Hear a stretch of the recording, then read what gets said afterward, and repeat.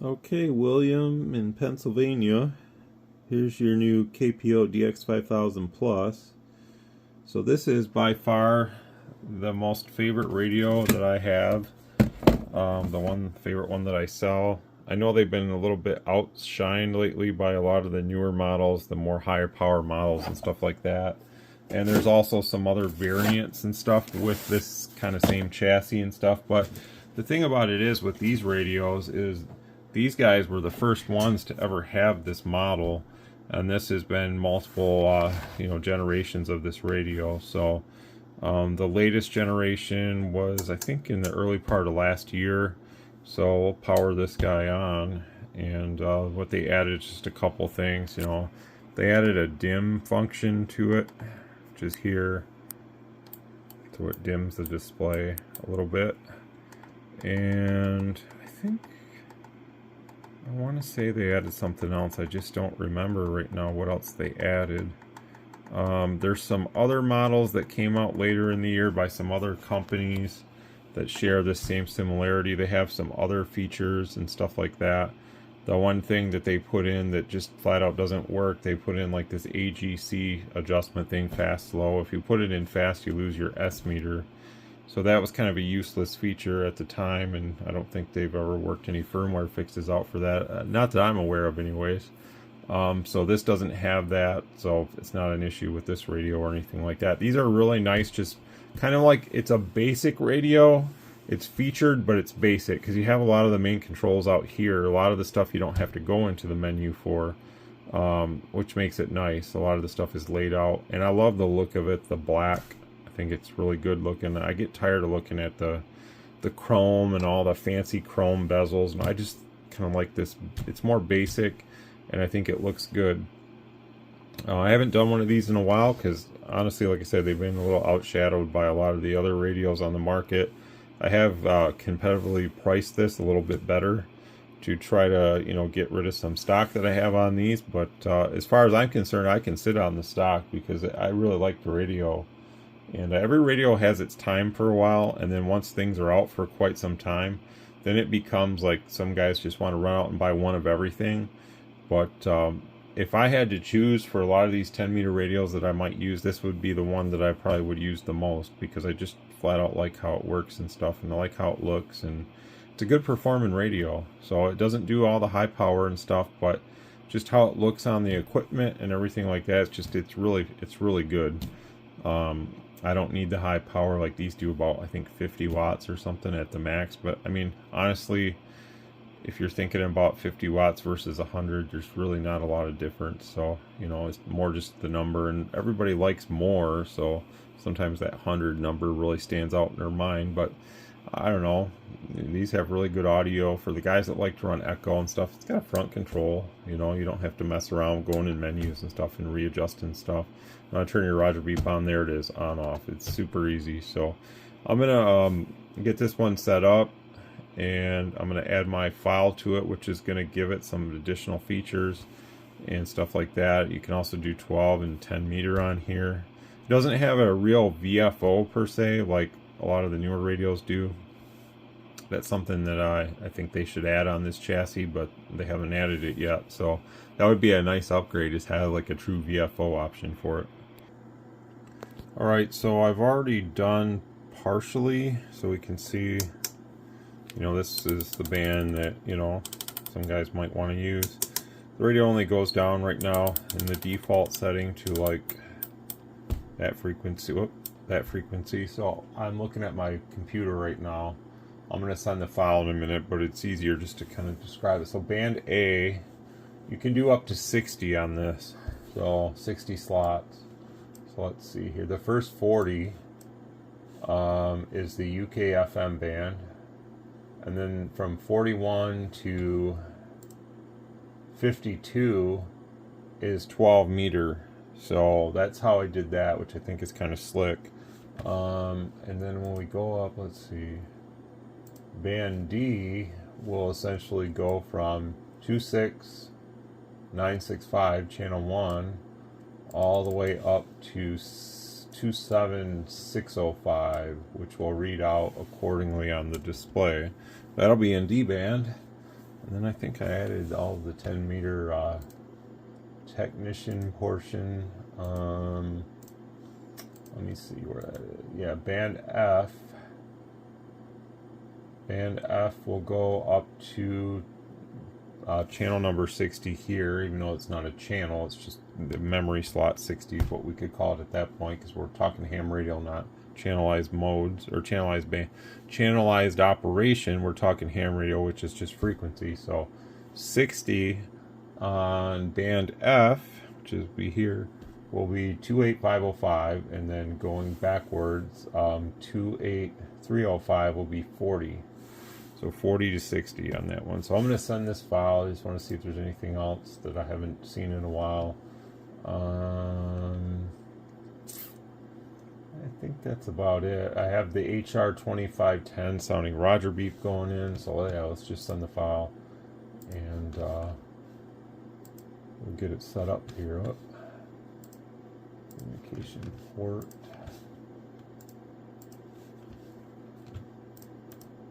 This computer talks to these pretty darn fast, so a lot of information being sent, but it goes quick. So we're already almost at 60% right now. Some of the other radios it's a little slower, but this one's quite a bit faster, which is a good thing. So now it's saying it's done, and there's our A band. So again, with this one, when we want to actually go to the full frequency here, we need to we need to do that, and let me get that over to that little 0. So I need to do this on all these frequencies, so that way it's the actual, because the software doesn't let you put the 5 in. So that's all I'm doing right now, is doing that. And the receive and transmit on this is paired together right now. So if you don't like that, there's other options you can run when you're using sideband. Don't believe it really matters the mode. No, it doesn't matter the mode on this. It doesn't save like per mode. That would be highly annoying if it did. So I'm just going to continue with this really quick, and then we'll come back. All right, yeah. So they all have the 5s now. So now we can see. So we move through here. This is all your 12 meter stuff. If for some instance you needed to dial, you can almost consider this like a VFO, this push, because we're making it blink, and then we could tune somebody in with this, you know. And then, you know, if we go back, then obviously it's a little out of order, but it does kind of remember the last setting that you were at. So, you know, it doesn't really matter at that point what these say, you know, because we're looking at frequency when we're talking ham radio. So, you know, the radio might confuse some folks because they're used to looking at this. But if you just, honestly, with ham radio, you could just cover that up. You could put a piece of black tape over it and never look at it again, because you have the direct readout. So that's all you need to know. And, you know, don't get confused over that. So, of course, these line up like they should, you know, that kind of thing. And then, just as I said before, these don't line up because it's ham radio. So again, if you're wanting to tune through the band a little bit, you know, somebody's just not quite there, you can dial them in. And when you dial them in, the receive and transmit's paired together. So whatever you go, you're transmitting right where you hear them. So, you know, if they're running a split or something, then, you know, there's ways to work with that too. But that kind of thing. And if you don't like that, like if you're listening to somebody and they're slightly off frequency and you don't want to go where they are, then you can switch the menu setting. There's 2 different menu settings for the clarifier. The push has its own setting and the turn has its own setting. So it's not real difficult radio to use. Some guys have gotten confused. I think it's just they're not used to the design. It's a very useful design though. It's easy to use. So enough of that. I've wasted like 10 minutes, but you know, it's a new kind of radio for some folks. They've never used one like this, so it's nice to give a little more of a just a wham bam thank you ma'am on a video really quick here to show the power and just move on. So I'm going to align the radio now because they do benefit from that, and then we'll come back and show the power and stuff. Okay, on these radios I usually go about 40 on FM. I don't like to push it any more than about 40, which is, you know, it's quite a bit actually for FM. So I'm going to check the frequency really quick. Sorry about the static.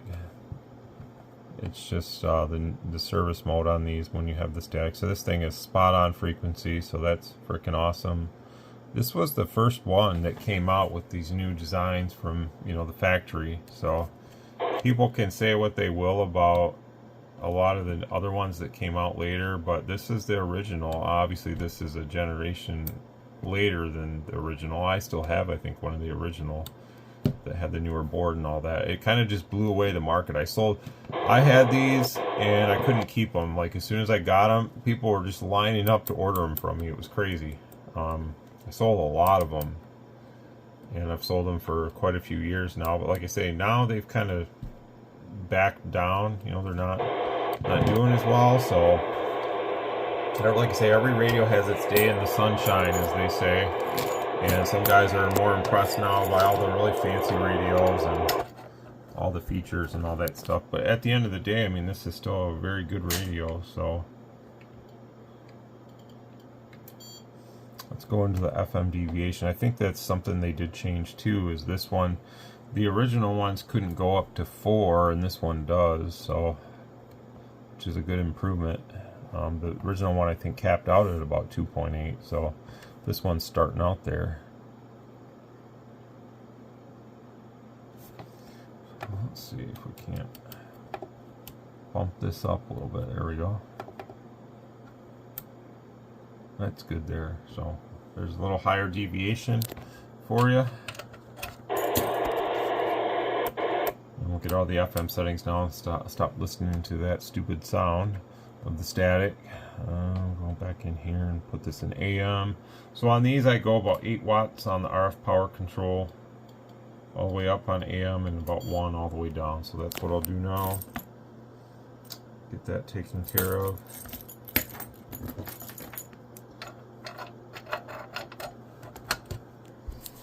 Just kind of bust her out here. I got yours to do. And then I just talked to a customer of mine on the phone. I got a pre-owned QT60 long here he's interested in, so I'm going to check that out for him. And then get it boxed up, and he's going to most likely snatch that up from me. I'm going to take as long as I can still do it, that is.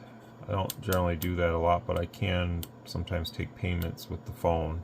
It's not something I really like to do, but in some cases, you know, it's the easiest way for some folks. They don't use the internet and stuff, so it is what it is at that point, you know. Because the fees are a little bit higher that way. Why, I don't know, but they just are. Alright, let's see here. I'm going to auto scale this. So 1 watt carrier. These have a little less aggressive automatic modulation control timing, so you know, you can expect more of that swing that everybody that likes AM likes to see from the lower dead key. Again, you know, I can live with it or without it. It really doesn't matter to me. So that's how it looks, though. It looks beautiful. I have this set in the wrong setting, so it's going really fast, but when I pause it, that's how it looks. I mean, that's outstanding. So, you know, it's really good radio for that. And let's do the high power now. Let's say it's going to sit at about 8 watts right there. And get that back up.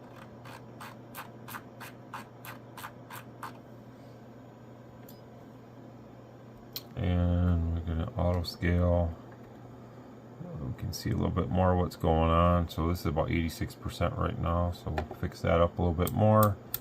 About 96 is good. Yep, right in that range. So again, looks pretty much the same. It's awesome. So get out of here and come here, and because this is a little bit lower powered radio, I can do that. It's very clean. You can see we're occupying about 6 kilohertz of bandwidth. It's 2.5, 3, actually that's 4. So that's about 3 right there, and about 3 right there. So that's perfect. That's about what it should do. Now keep in mind, when you speak with your human voice into the microphone, the timing circuit, it doesn't necessarily keep up. So that's what's going to allow the radio to try to, or basically do a little bit more power on the lower carrier. And that's all it is. It's just the way the firmware is written in the radio and stuff. There's no mods or anything done to it. It's just the radio's made like that. So we can show that really quick here before I do the sideband. So this is just a dynamic mic that I'm using here. 1 2 3 1 2 3 4 5. Check 1 2. Check 1 2. It's got a good level though. It's good. It probably sounds halfway decent with this radio. There's your 8-watt carrier, and there's your PEP right there. So pretty good, you know. About, like I said, about 50. And then if I turn this down, this is your RF power. Oh wait, I don't think it's. Well, let's go here. Yeah, because we're in the service mode, so this will be the difference. Turn this down some more so we can reference that way up. So this is your 1-watt carrier,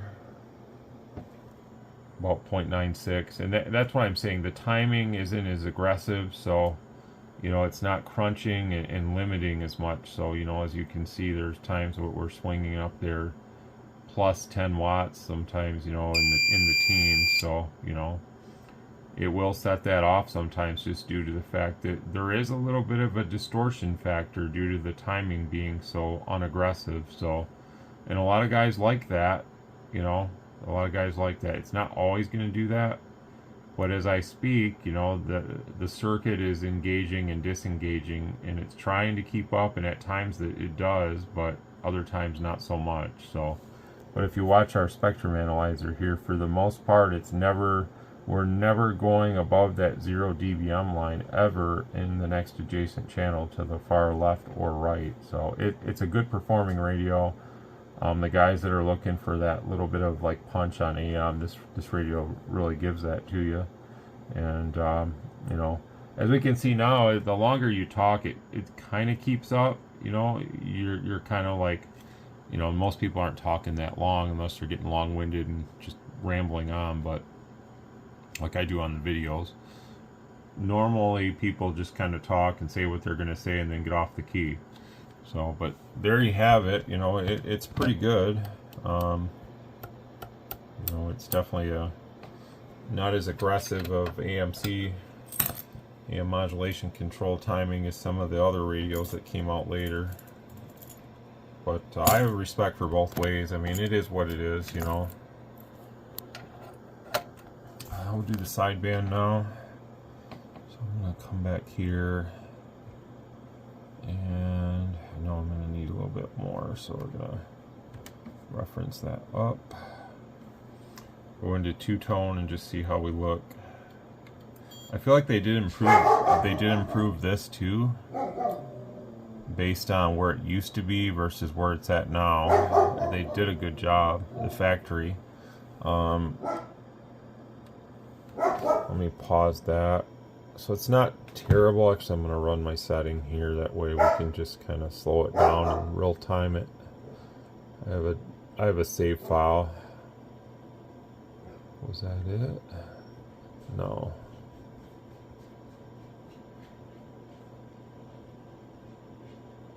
There we go. I got a couple different save files that I use from time to time for testing and stuff, but this is the better of the two for just generalized testing here. That way we can see a little bit more what's going on, that kind of thing. So let's do this.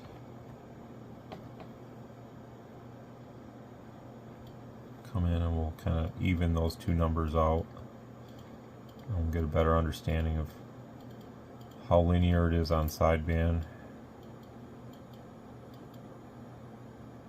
I think these are in the 20s. I don't think I can really do a whole lot for it.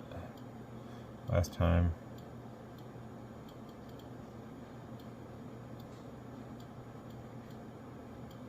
I think they're fairly respectable anyways, how they come. So that looks pretty good. I mean, well, let's see what it says here. That's 24 already, so like I said, you know, there's not a whole lot I can do. Let's see if I can do anything for it. Yeah.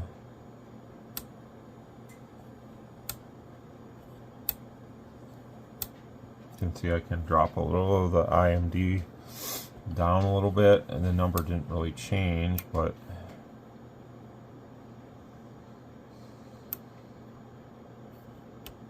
where do we start at here?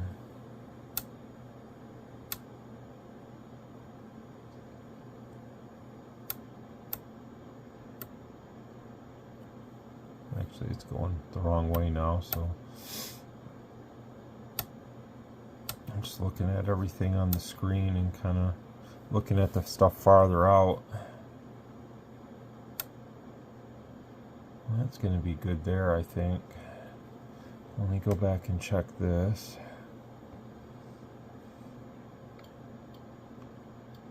It's pretty linear already. But any of the IMD product that's way out here, whatever we can do to lower that is better. So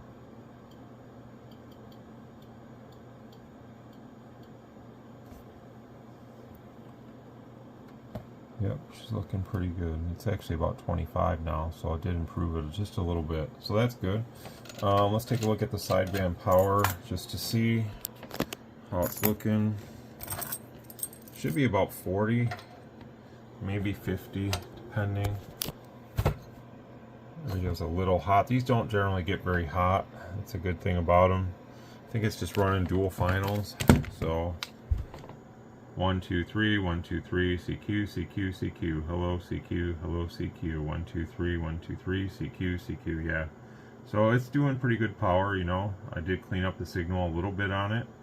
CQ CQ CQ CQ. So just like I said, about 40, almost 50. This is again upper sideband right here, and you can see the two boxes there. You can see where we're talking here. This is 2 kilohertz, and then add 2 more, it's 4. So it's taken up about I don't know, with just normal voice here, maybe 3 point some odd kilohertz of you know, bandwidth. So that's okay. I mean, that's respectable. You know, it's definitely not hogging up the frequency or anything like that. So that's a good sign, and obviously it's doing a pretty good amount of power so for this radio. So that's pretty much it.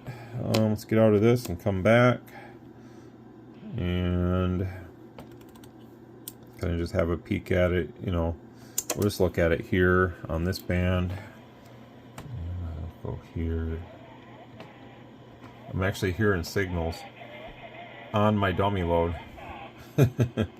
That's crazy. The band must be really hopping if I'm picking people up on my dummy load. Wow. Alright, well, CQ, CQ, CQ, CQ, hello radio, 1 2 3 1 2 3, hello. So again, when you look at the SRF, it may not have a full deflection. That's just because I cleaned up the signal a little bit. It kind of does, but you know, it's totally up to you. If you need to run the power up that much, if you don't, you can turn it down with the RF power. So on sideband you can control it. So if we turn this to like, wow, I can't believe I can hear that person that strong. So here it is, about 50% or so. 1 2 3 1 2 3, hello. Wow, I know who that, like, I don't know who that guy is, but I hear him out there like all the time. That's insane. So, alright, let's go to AM. So this radio at like a 4-watt dead key. 1 2 3 1 2 3, check 1 2, check 1 2. You can see, you know, it definitely it's definitely pretty aggressive, you know, on power and swing. So that's why I'm saying with the timing and everything, it's just more probably what people like to see, you know. So that's at about a 4-watt dead key. Let's just turn it down just a little bit more and see.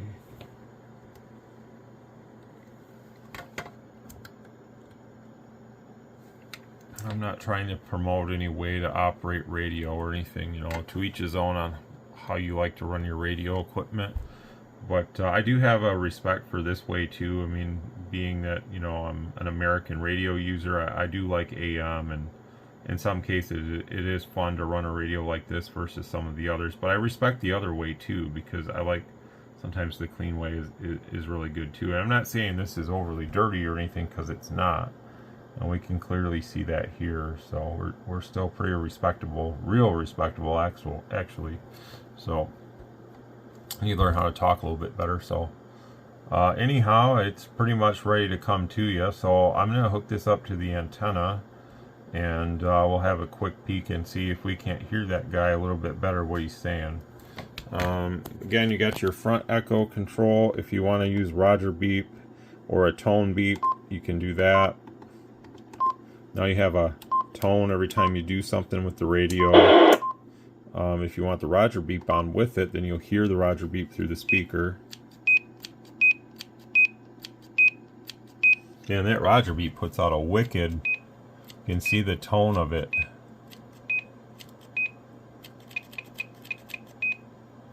You can see those the tone of that beep amplitude kick up. So there's your Roger beep.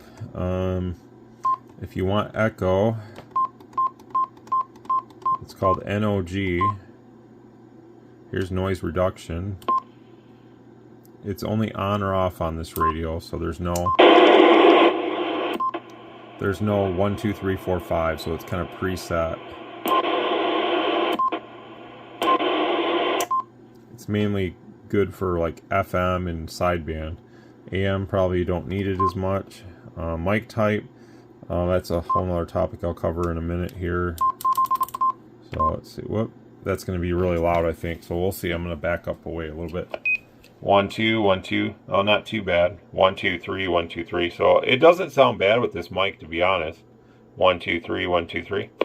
Let's turn that echo on a little bit. I don't know how it's going to sound, but let's just see. 1, 2, 1, 2, 3. Check, check. 1, 2. Yeah, sounds pretty good. 1, 2. Hello, radio. Hello, radio. 1, 2, 3. Check, check. So there you have it. If you don't want that function beep on, just hit that and that. So when you hit function, it's the lower setting. So you want to turn this display off, do that. I don't know why you'd want to do that, but you could if you wanted to. SRF, you can shut that meter off if you want. So when you hit function, it opens up all these lower options, like high cut, high cut. If you only want the top buttons, then press the button. There's 10K. There's a scan feature. Obviously the squelch has to be on to use that. SWR, you can make it show SWR a different way by like that. Whoop. You can see I already have it showing SWR, but you could switch that off in the menu of the radio, and you could have SWR display like that, where it's just a bar. 1, 2, 3, check, check. So when you have the tone beep off, the Roger beep is still on, but you don't hear it through your speaker. So, you know, it's got some cool features and stuff like that. It's super easy to use. I need to set one of these up for myself. I'm just so busy. I literally don't have time to talk on the radio for myself, let alone, you know, setting something up for myself. But I never put one of these in my car. I know on every video I talk about I want to put every radio I own in my car at one point, but I need to probably just put one of these out there and just enjoy this for a while.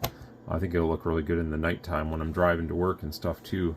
So that's pretty much it. Let me hook the antenna up, and then I'll talk about the mic jack really quick. That got it. You shut the hell up, you dumb. All right. Wow. No wonder. No wonder why I could hear those guys. Everybody's pumped up on 38. Thank y'all for letting me come out here that crazy and have fun on a Friday. 73, 59 Houston, we're out. That's that guy. Excuse me. I didn't mean to do that on the video. This is real world here, though, so things happen. So let's shut the echo off. We'll shut the talkback off.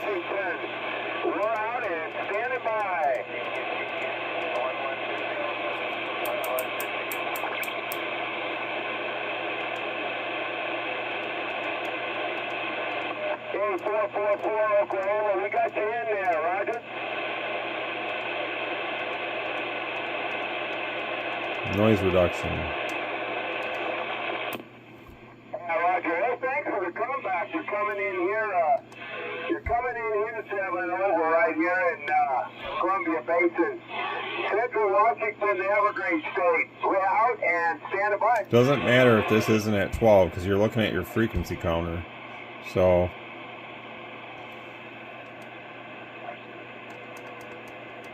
I kind of like listening to the static. I don't know. I'm kind of partial to hearing all the noise on the frequency. It doesn't matter to me. So let's talk about the mic jack in a second here.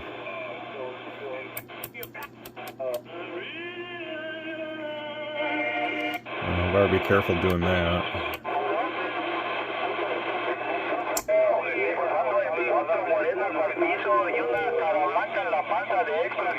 Actually, I knew how to speak Spanish because I'm sure I can probably talk to those guys right now.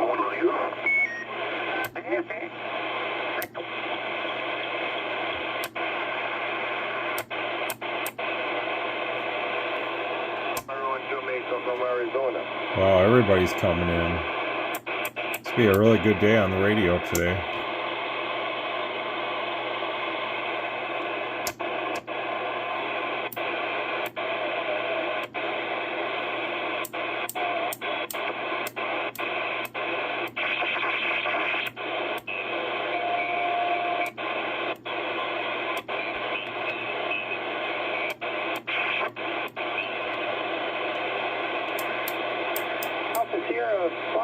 Do you copy that WB0 station?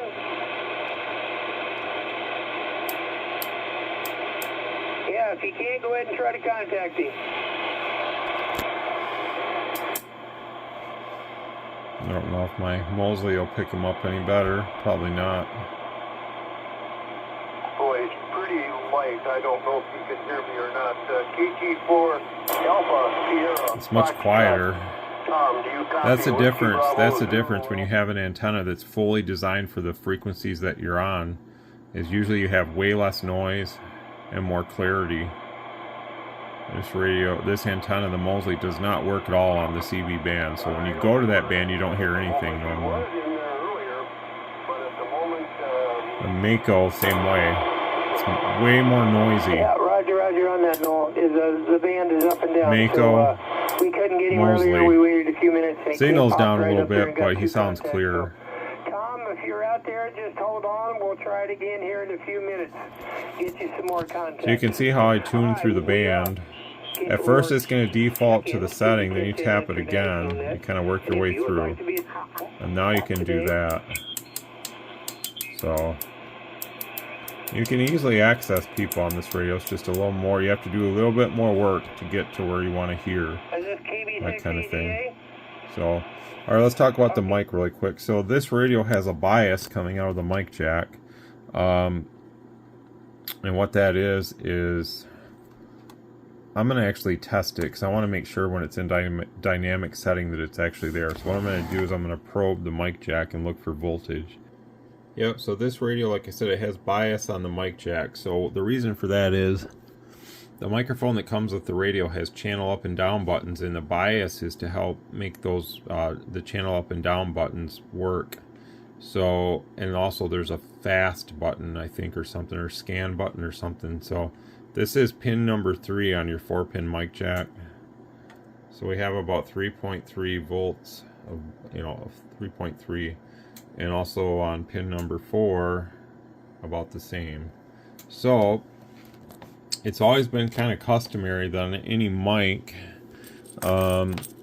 we should always disconnect the wire to 4, because 4 is going straight to ground usually in your microphone because it's the RX wire, and you don't need that on this radio. So if you have a mic that you prefer to use besides the factory mic on this radio, that's fine.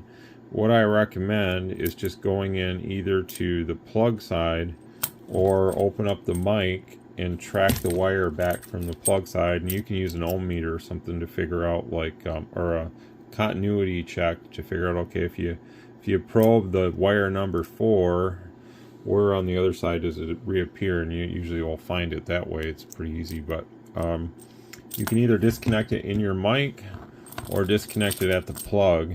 So you could do it two ways, because you don't want to unnecessarily damage the radio. Now, I did see someone on eBay a while back selling a jack, like one of the let me see, like something like this. It has blocking capacitors in it, and I'm assuming it's blocking the bias on pins 3 and 4.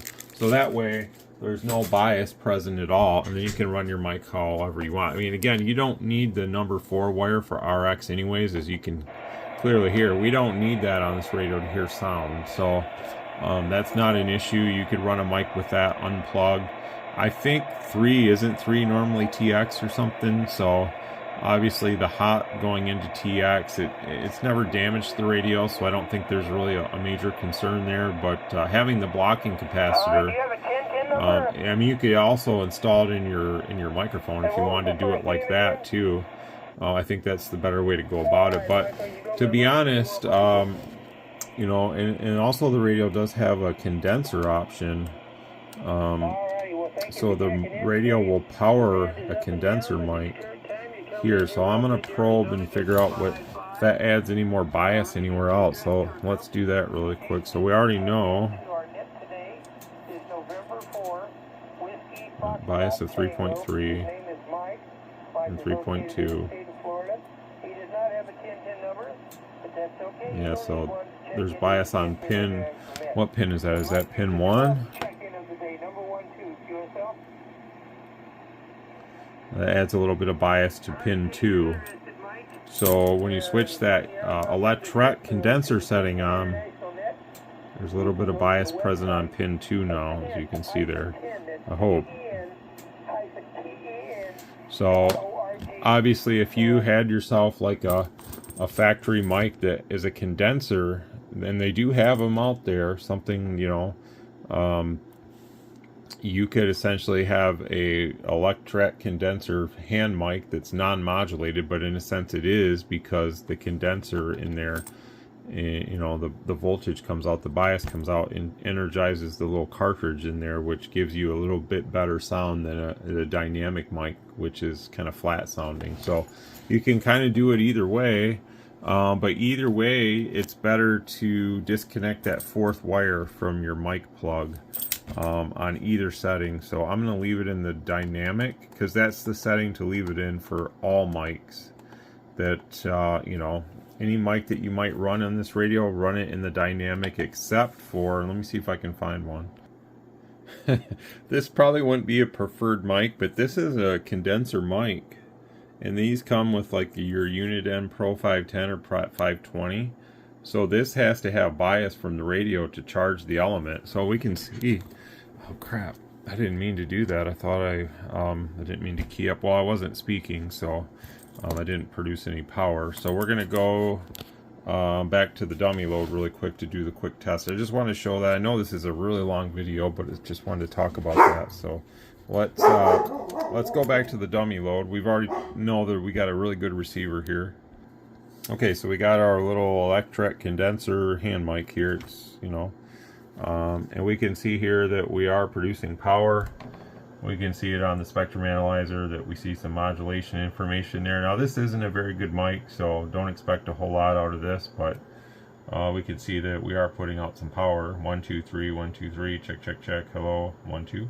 So now I'm going to go in and switch that setting off. Is it off already though? That's the thing.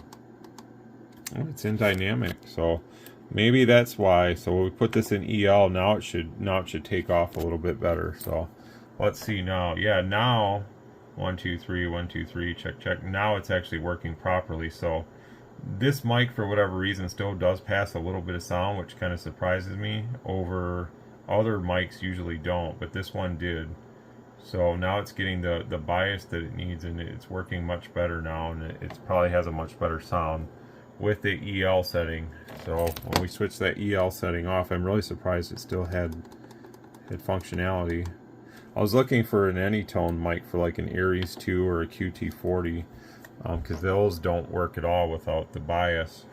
here it is, but you can see it's struggling now. 1 2 3 1 2 3 check check ho. So you know it works, but not very good.